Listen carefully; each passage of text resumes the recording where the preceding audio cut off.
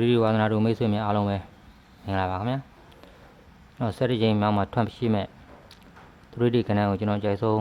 ကဏ္ဍတွေကိုတွက်ပြပေးမှာဖြစ်ပါတယ်ကြားရတဲ့မိတ်ဆွေများလိုက်ပါကန်ဆန်းလို့ရပါတယ်ခင်ဗျာကျွန်တော်ကြံတဲ့ဈာရက်ကကျွန်တော်ပြသွားတယ်ဒီနှလုံးပေါင်းရင်3ညနဲ့ငယ်တဲ့9ပရိတ်နှလုံးပေါင်းရင်9တဲ့ငယ်တဲ့4ပရိတ်နှလုံးပေါင်းရင်9တဲ့ငယ်တဲ့10ပရိတ်နှလုံးပေါင်းရင်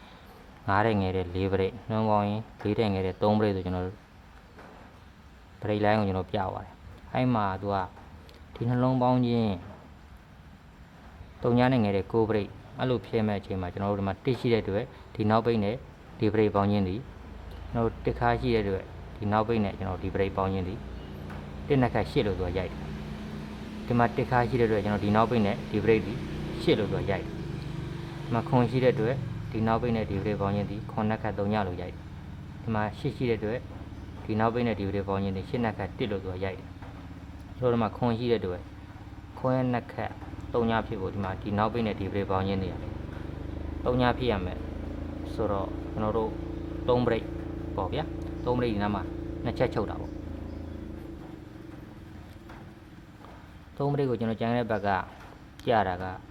3ညထိတ်နေပေါ့ဗျာ3ညထိတ်ကဒီနားမှာဘယ်လိုလဲဆိုတော့ဒီနှလုံး9ကိုဒီလို9ဒီနှလုံးခွန်ကို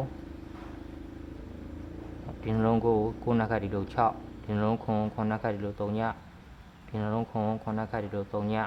ဒီနှလုံးခွန်9နှစ်ခါဒီလို3ညဖြစ်ဖို့ကျွန်တော်တို့က3ညထိပ်ပေါ့ဗျာကျန်တဲ့ဘက်က3ည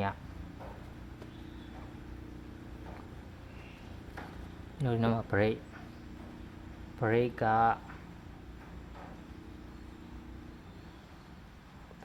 3နောက် break တစ်ခုကကျွန်တော်6ထိပ်ကလောဆယ်ကျွန်တော်3ညထိပ်နောက်တစ်ခုကကျွန်တော်3ထိပ်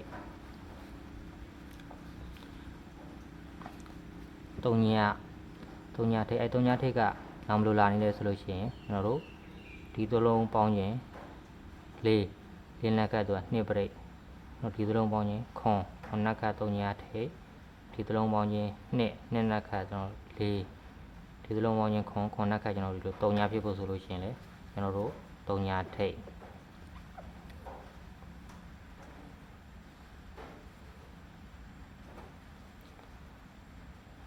အဲ့မှာကျွန်တော်ဒီနားမှာကျွန်တော်တို့ဒီနှလုံးနဲ့ဒီနှလုံးပေါင်းခြင်းဒီ6ဆိုရင်ကျွန်တော်တို့ဒီသလုံးဒီ6ဒီနှလုံးနဲ့ဒီနှလုံးပေါင်းခြင်းဒီ3ညကိုကျွန်တော်တို့ဒီသလုံးက3ညဒီနှလုံးနဲ့ဒီနှလုံးပေါင်းခြင်းဒီ4နောက်ဒီသလုံးက4ဒီနှလုံးနဲ့ဒီနှလုံးပေါင်းခြင်းဒီ1နောက်ဒီသလုံး1လို့ဖြစ်ရမယ်ဆိုလို့ရှိရင်လေကျွန်တော်တို့3ညထိပ်ပဲ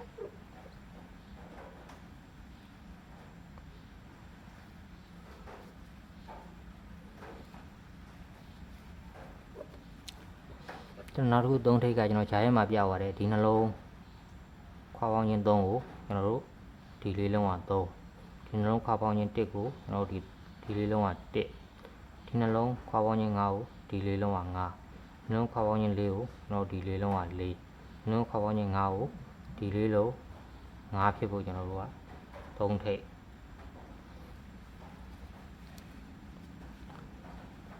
3ထိပ်ကနောက်ဘယ်လိုရှိလဲဆိုလို့ရှိရင်ကျွန်တော်တို့ဒီနောက်ဘိတ်နဲ့ဒီနှလုံးပေါင်းခြင်းဒီကျွန်တော်တို့ကခွန်ဒီနောက်ဘိတ်နဲ့ဒီနှလုံးပေါင်းခြင်းဒီလေခွန်ပဲနောက်ဒီနောက်ဘိတ်နဲ့ဒီနှလုံးပေါင်းခြင်းဒီလေခွန်ပဲဒီနောက်ဘိတ်နဲ့နောက်ဒီနှလုံးပေါင်းခြင်းဒီလေခွန်ဟုတ်ဒီဘွဲမှာဒီနောက်ဘိတ်နဲ့ဒီနှလုံးပေါင်းခြင်းဒီခွန်ဖြစ်ဖို့ရတယ်ကျွန်တော်တို့3ထိပ်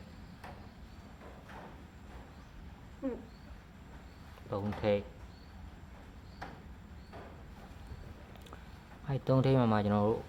နောက်ဘယ်လိုကြာနေလဲဆိုလို့ရှိရင်ကျွန်တော်တို့ဒီသလုံးပေါင်းခြင်း3ညဒီလို3ညဒီသလုံးပေါင်းခြင်း8ကျွန်တော်တို့ဒီလို8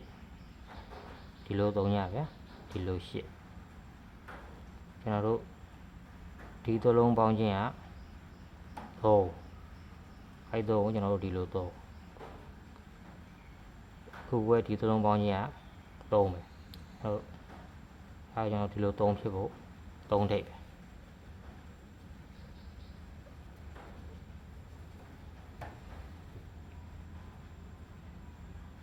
3ထိပ်အဲ့3ထိပ်မှာသူကဒီ၄လုံးပေါင်းခြင်း5အဲ့5ကိုဒီနောက်ပိတ်3နဲ့ဒီ3လုံးနဲ့5ပါဝါသူက3ညလို့သူကရိုက်တယ်ဒီထိပ်စီးနဲ့ဒီပရိပေါင်းခြင်းဒီ9ပါဝါကိုဒီနောက်ပိတ်နဲ့ဒီ3လုံး6နဲ့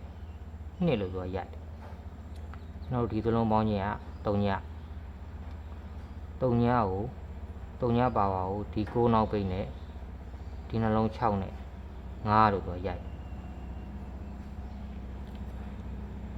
ကျွန်တော်ဒီ3လုံးပေါင်းခြင်းကဒီထိပ်နဲ့ဒီပရိပေါင်းခြင်းကကျွန်တော်တို့4ကို4ပါဝါကိုဒီနောက်ပိတ်နဲ့ဒီ3လုံးက9လို့သူကရိုက်ဟုတ်ဒီထိပ်နဲ့ဒီပရိပေါင်းခြင်းဒီ3ညကို3ညပါဝါ5ဖြစ်ဖို့ဒီနှစ်နောက်ပိတ်နဲ့ဒီ3လုံး3နဲ့မှာသူက3ညပါဝါသူက5လို့သူကဖြစ်အဲကြောင့်ကျွန်တော်3ထိပ်ဒီဘက်မှာကျွန်တော်3ထိပ်နဲ့3ညထိပ်ကြိုက်တယ်ပေါ့ဗျာအဲ့မှာနောက်ပိတ်ဒီအလဲတွေနဲ့တွဲပြီးတော့ကြမဲ့ဟာက3ထိပ်နဲ့ကြာဆိုင်ကဏ္ဍကိုကျွန်တော်ပူချက်တယ်3ထိပ်နဲ့ပဲကျွန်တော်ဒီဘွဲကိုအောက်ဘက်ထုံပါဗျာကျွန်တော်နောက်ပိတ်ကဘယ်လိုဟိုရင်းဖြစ်လဲဆိုလို့ရှိရင်ကျွန်တော်ဒီနားမှာဒီသလုံးပေါင်းခြင်းက9ပါဝါဒီသလုံးက2ဒီသလုံးပေါင်းခြင်းက2ပါဝါကိုဒီသလုံးက9ဒီသလုံးပေါင်းခြင်းက8ပါဝါကိုဒီသလုံးက3ဒီသလုံးပေါင်းက3ပါဝါကိုဒီသလုံးက8ဖြစ်မယ်ဆိုရင်ကျွန်တော်တို့က8အပိတ်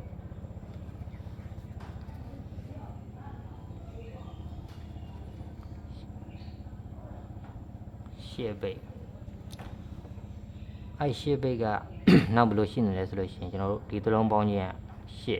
8ကိုဒီသလုံး8လို့ကြာပြီးတာ ਨੇ ကျွန်တော်တို့ဒီသလုံးဒီ8ကျွန်တော်တို့ဒီသလုံးပေါင်းခြင်းဒီ3ည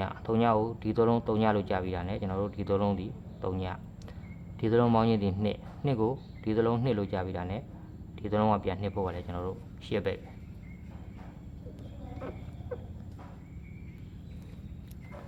အဲ့လို8အပိတ်ပဲဒီနားမှာမှ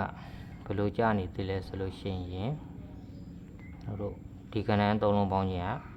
က9ဒီနှလုံးက9ကျွန်တော်တို့ဒီ3လုံးပေါင်းခြင်းဒီ3လုံးပေါင်းခြင်းဒီ4ဒီနှလုံးဒီ4ကျွန်တော်တို့ဒီ3လုံးပေါင်းခြင်းဒီ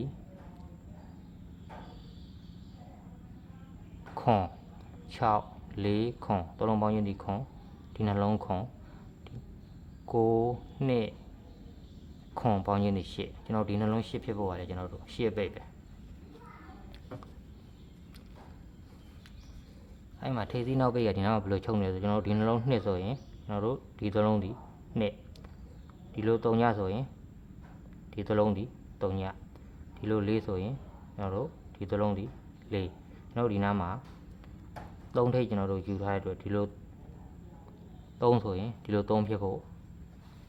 ကျွန်တော်တို့က8ပိတ်ဒီချုပ်ဆိုင်နေဆိုရင်ဗျာထိပ်စီးနောက်ပိတ်ကပါဝါဖြစ်နေရမယ်ပါဝါခွာဖို့ပေါ့ဗျာအဲ့လိုဖြစ်နေရ3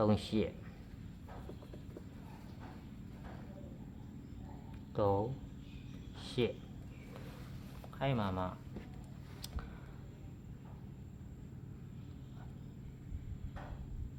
ဘယ်လိုခရင်ဖြစ်နေလဲဆိုလို့ရှိရင်ကျွန်တော်တို့ဒီမှာတစ်ရှိတဲ့အတွက်တစ်နက်ခတ်ကိုဒီအပိတ်နဲ့ဒီပရိပေါင်းခြင်းဒီ8ကို8နက်ကကိုဒီသလုံးပြန်ပြီးတော့သူက1လို့သူကပြန်ရိုက်တယ်ဒီမှာတစ်ရှိတဲ့အတွက်ဒီနောက်ပိတ်နဲ့ဒီပရိကို8လို့သူကရိုက်တယ်8လို့ရိုက်ပြီးတော့ね8နက်ခတ်ကိုဒီလိုပြန်1လို့သူကရိုက်ကျွန်တော်တို့ဒီမှာခွန်ရှိတဲ့အတွက်ဒီနောက်ပိတ်နဲ့ဒီပရိဒီ3ညနက်ခတ်ကိုသူကဒီလိုခွန်လို့ရိုက်ဖို့အတွက်2ဝင်ရမယ်2အဲ့2ကနောက်ဘယ်လိုကြာနေလဲဆိုရှင်ကျွန်တော်တို့ဒီမှာ1ဆိုရင်1ပါဝါဒီသလုံးက6ဒီမှာ1ဆိုရင်1ပါဝါဒီသလုံး6ဒီမှာ9ဆိုရင်9ပါဝါဒီသလုံးက4ဒီမှာခွန်ရှိတဲ့အတွက်ခွန်ပါဝါဒီသလုံး2ဖြစ်ရမယ်ဆိုလို့ရှိရင်လေကျွန်တော်တို့2ခါ2 နှစ်ကအလုံးပိုင်းရကျွန်တော်တို့ဒီနှစ်ဦးကနန်း9နှစ်ဟိုတင်ဖြစ်9ခုနှစ်ကရင်ကျွန်တော်စပြီးတော့ဒီသလုံးပေါင်းချင်း9ပိုင်းဒီလုံးပေါင်းရင်3ညပိုင်းဒီလုံးပေါင်းရင်6ပိုင်းတော့ဒီသလုံးပေါင်းရင်8ပိုင်းဒီသလုံးပေါင်းရင်2ပိုင်းပေါ့ဗျာ2ပိုင်းနဲ့ဒီကနန်းကျွန်တော်တို့3နှစ်8ဟောက်ခွက်ပေါ့3နှစ်8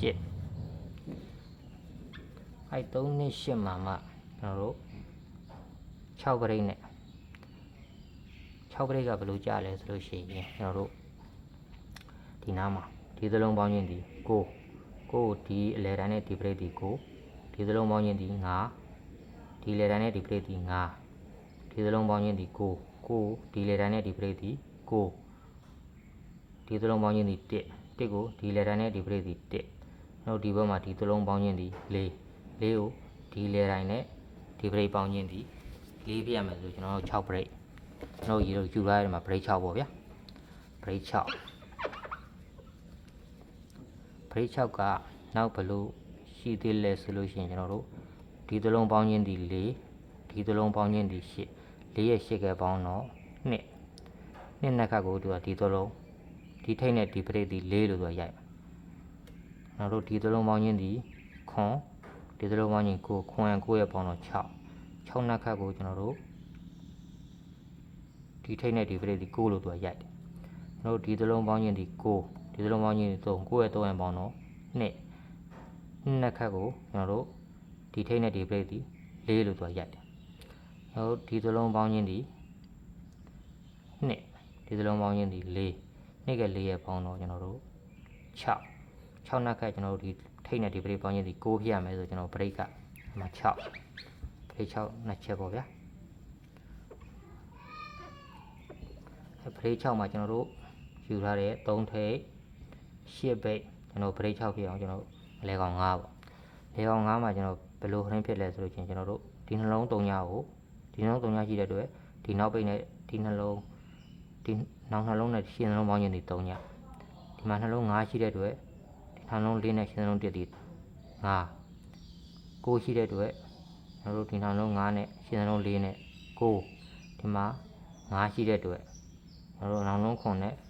ရှင်းနှလုံး8နဲ့မှာသူက5ဆိုပြီးသူကဖြစ်မှာ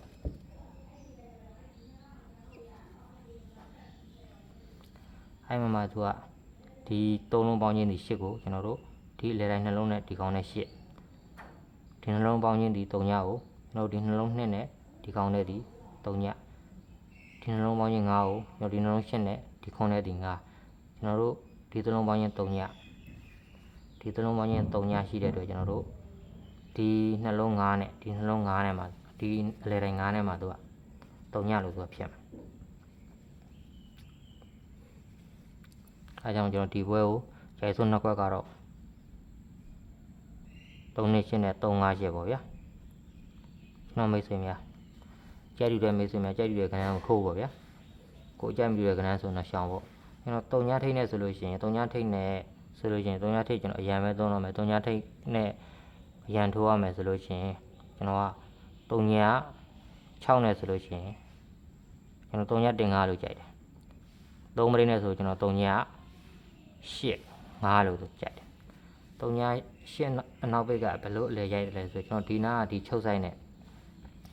3ည5ခွဟိုရင်ဖြစ်မယ်လို့ကျွန်တော်ထင်လို့ပဲဗျသုံးသက်လို့ဒီမှာဒီလို2 4နှစ်ခတ်ကိုဒီလို2ဆိုရင်ကျွန်တော်တို့ဒီ3လုံးကသူက2ကျွန်တော်တို့ဒီလိုခွန်ဆိုရင်ခွန်နှစ်ခတ်ဒီလို3ညဆိုရင်ကျွန်တော်ဒီလို3ညကျွန်တော်တို့ဒီနားမှာဒီလို3လုံး4ကိုဒီလို3လုံး2နှစ်ကဒီလို4ဆိုလို့ရှိရင်ဒီ3လုံးက4ကျွန်တော်တို့ဒီနားမှာ3လုံးပေါင်းရင်ခွန်နှစ်ကကျွန်တော်ဒီလို3ညဆိုရင်3ညထိပ်ဒီလို3ညဖြစ်ရမယ်ဆိုလို့ရှိရင်လည်းကျွန်တော်9နောက်ကျွန်တော်ဒီနားမှာပါဝါခွတွဲရမယ်ဆိုလို့ရှိရင်ပေါ့ဗျာအဲ့မှာပရိ3နဲ့3ည8 5လို့ကျွန်တော်ထည့်လို့မရှိရင်ကျွန်တော်ဟိုကျန်တဲ့ရက်ကပြထားတဲ့ကျွန်တော်တို့ဒီ3လုံးပေါင်းချင်းဒီ3ဆိုလို့ရှိရင်ဒီနောက်ပိတ်နဲ့ဒီရှင်းနှလုံးဒီနောက်ပိတ်နှလုံးနဲ့ဒီနှလုံးနဲ့ဒီနှလုံးပေါင်းချင်းဒီ3 ဒီလို3ညဆိုရင်ဒီလို9နဲ့ဒီလို1နဲ့3ညကျွန်တော်တို့ဒီ3လုံး8ဆိုရင်ကျွန်တော်တို့ဒီနှလုံး4နဲ့ဒီနှလုံး4နဲ့8ဒီလို5ဆိုရင်ဒီလို5ဖြစ်ဖို့ရှင်းနှလုံး8ပေါ့ဗျာအဲ့လိုတော့ကျွန်တော်ယူထားပါတယ်ကျွန်တော်မိတ်ဆွေများကြိုက်တူတဲ့မိတ်ဆွေများလိုက်ပါကန်ဆောင်လို့ရဗျာအားလုံးပဲကန်ကောင်းကြပါစေ